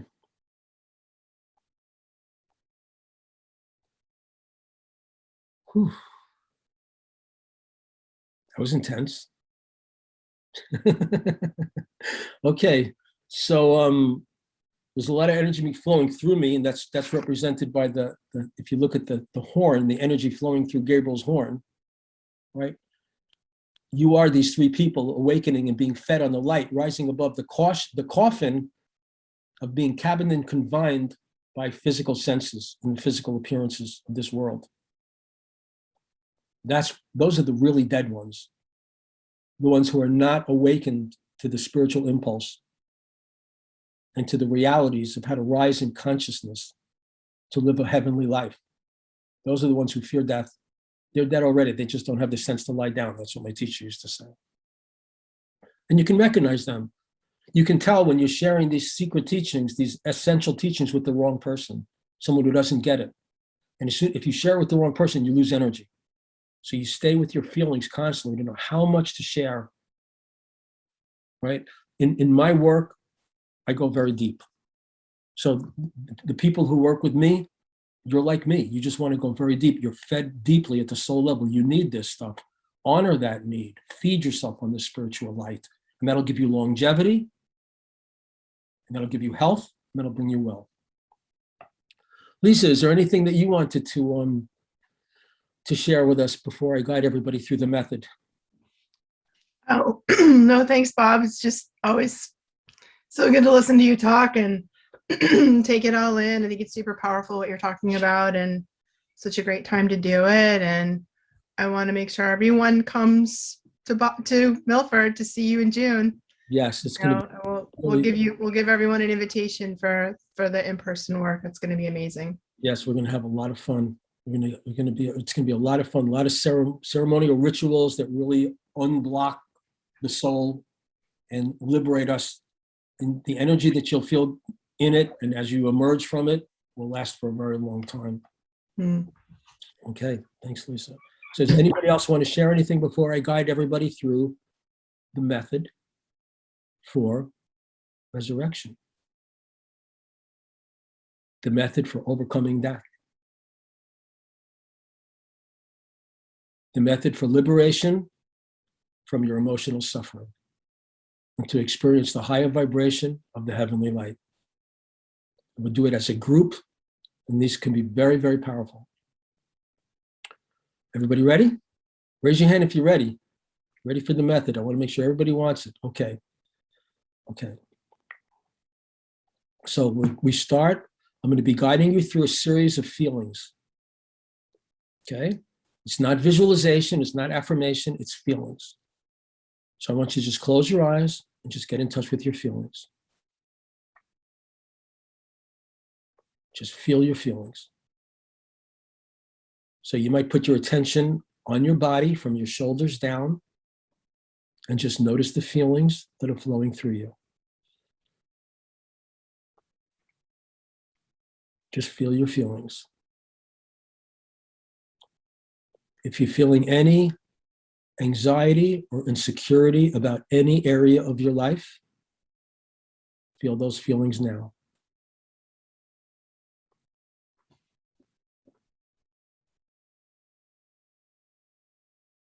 If you're feeling any resentment or unhappiness or pessimism,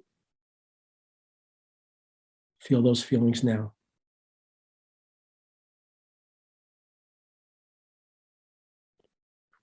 If you're feeling any regret about anything you've ever done from childhood on, open to the feelings now, however uncomfortable they are. The more you feel right now, the more you heal.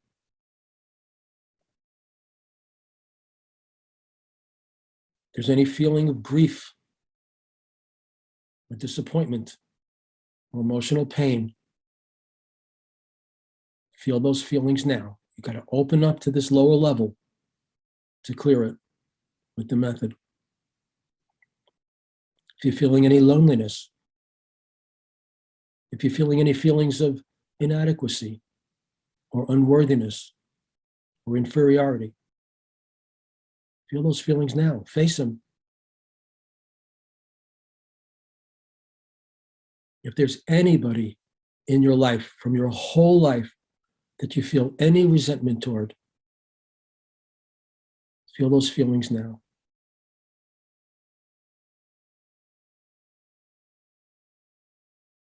If you're feeling deprived, less than, as if you're not getting what other people are getting, if you feel envious or jealous, feel those feelings now. If you've ever felt weak, small, devalued, feel those feelings now.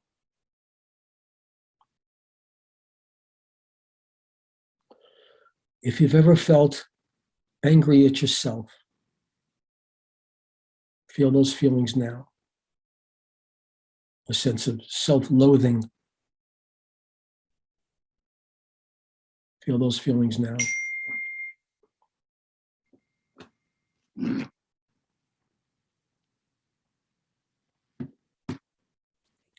Just feel your feelings for a little bit.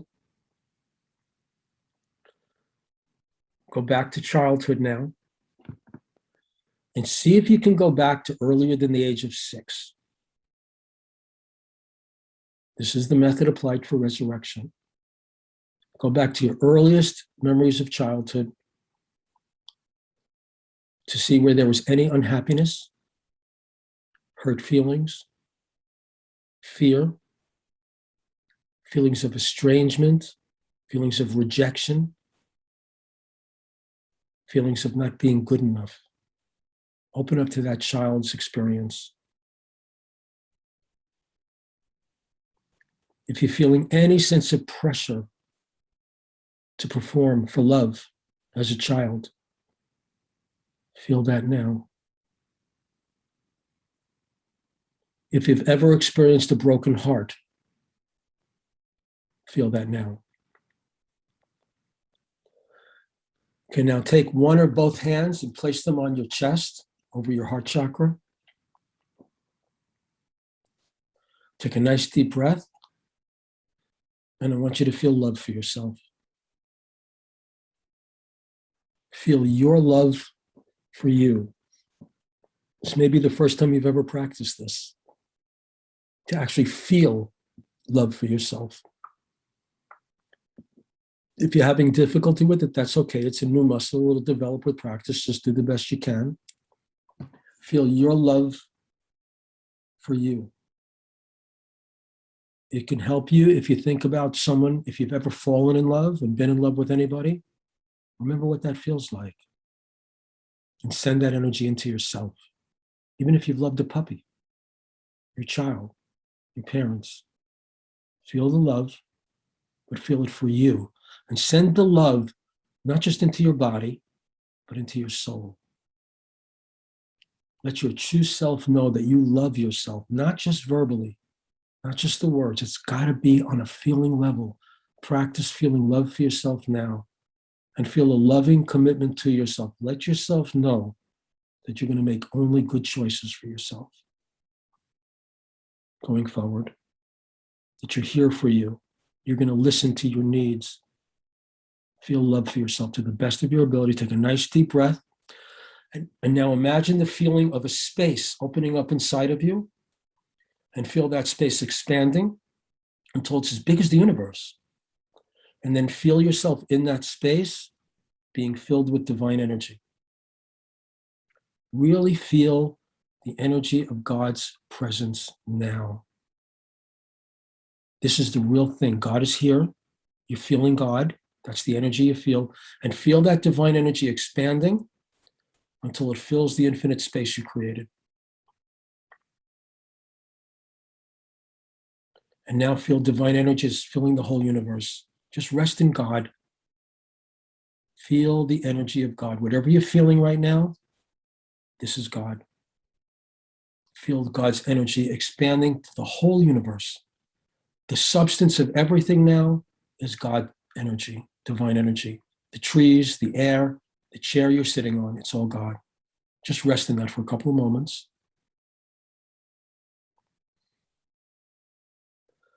Now I want you to feel towards yourself and really try to accept these feelings that you are sacred, you are precious, you are a divine, heavenly gift to creation, and that you are going to honor yourself going forward. You're not going to put yourself down. You're not going to mistreat yourself. You're like a sacred musical instrument that you're going to take care of so that it plays beautiful music. That you are a divine expression of the divine. You are angelic. You are heavenly. Just your being is a gift of light to the universe. You are sacred. You are precious. You are cherished by the divine and by everyone, whether they know it or not. You are a gift to creation. Feel that towards yourself, that you are absolute, total goodness and beauty. Feel that towards yourself. You're a sacred gift. Now become aware of your gifts and talents, what you feel you're naturally good at, the abilities, the things that you do that come easily to you. And get in touch with doing that, the feeling that you have when you're doing that, like the feeling I get when I'm writing or when I'm presenting a class like this. Maybe you get it when you're dancing, maybe you get it when you're baking. When you're in your groove, you know what you're doing and it's working well. Maybe it's when you're playing tennis. Get in touch with the feeling of being in the zone. This is where you belong, in that feeling all the time. This is your home. Now feel your oneness with the whole human race. Imagine that everybody in the world right now is feeling exactly what you're feeling. That we are all feeling exactly what you are feeling. That the whole human race, we're all connected, we're all feeling the same feeling together. Feel your oneness with all of humanity. Just feel that oneness. We're all one. Just feel that oneness and feel that everybody who can help you is becoming aware of you and coming to support you, to help you to get to your next level.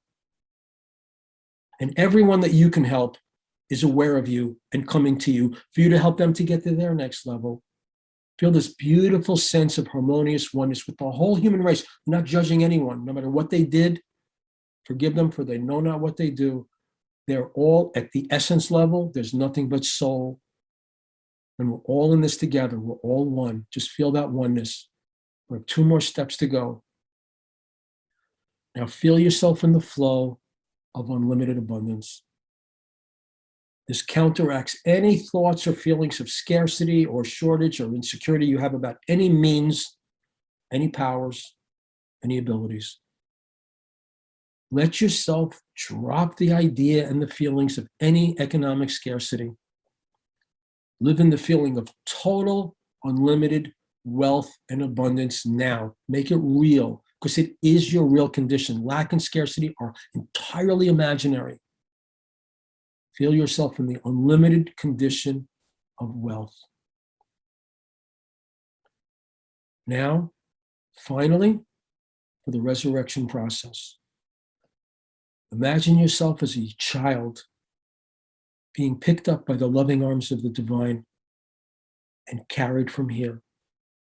And you're surrendering all control to the divine, to the universe, trusting that you're going to be perfectly supported always, that you never have anything to worry about, that the universe is a perfect heavenly system, bringing you to more and higher levels of order and beauty and abundance and fulfillment of your heart's desires. Completely trust control of your life over to God. Completely surrender. Let go of all your attachments and all your concerns. And as you feel the sense of letting go and trust, take a nice deep breath. Hold your breath when your lungs are filled for 3 seconds. And when you exhale, feel like you're totally, totally letting go.